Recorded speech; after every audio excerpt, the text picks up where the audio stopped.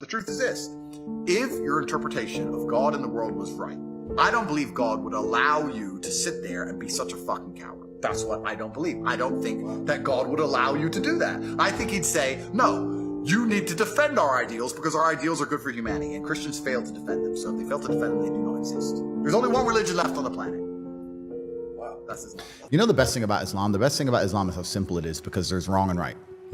It's nice. A simple religion. Well, it's wrong and right. I mean, you look at other religions and it's also subjective now. Yeah. And that's why I've said many times on different podcasts that it's the last true religion. If you don't have a strong barrier, if you don't have a yes and a no, you don't have a religion. If you tolerate everything, you stand for nothing. And if you believe in God and you say, I believe in God, but I'm not a Muslim, I'm going to say, okay, that's fine. You're a Christian. What is Christianity anymore? What does it mean? You can go to a Christian country, and America, let's take, for example, and you'll get in more trouble for insulting George Floyd than you will for insulting Jesus Christ. Yeah, for sure. You can walk down walk down the street with a t-shirt saying Jesus is gay. Girls barely go to church. If they do, who knows what they were doing the night before. None of it means anything. And then if you go and find a Christian that says this trans person has changed gender, what do you think about that? Christians are so soft, they're going to go, well, I hope he finds redeem, and I hope he finds guidance. Haram, bro. Haram. Look at the Christian countries. In a way, I agree with Andrew Tate when he said Christians are cowards. Yes, I agree with you. But Christ is not, my dear friend. You're forgetting the core of everything. Don't judge Christianity based on Christians. Judge Christianity based on the author, the owner, Jesus. Let me see what you're gonna do, Andrew Tate. Bring me your prophet and I bring you my Jesus, and let's sit and talk. When you're talking about religion, talk about the leaders, not the followers.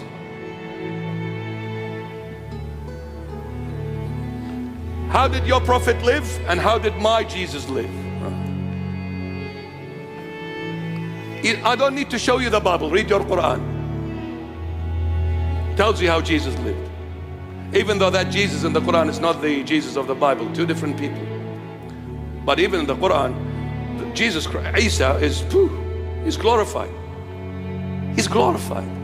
In fact, there are things mentioned in the Quran about Isa, not even the Bible mentions.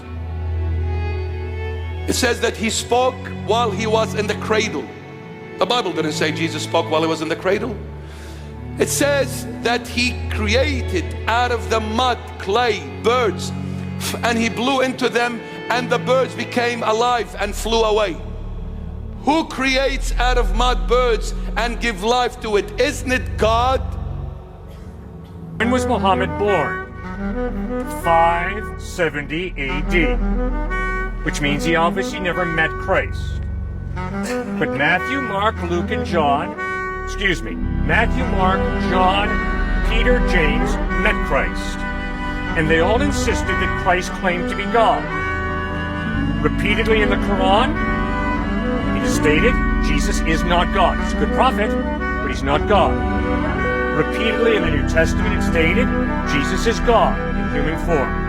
Now I have a decision to make.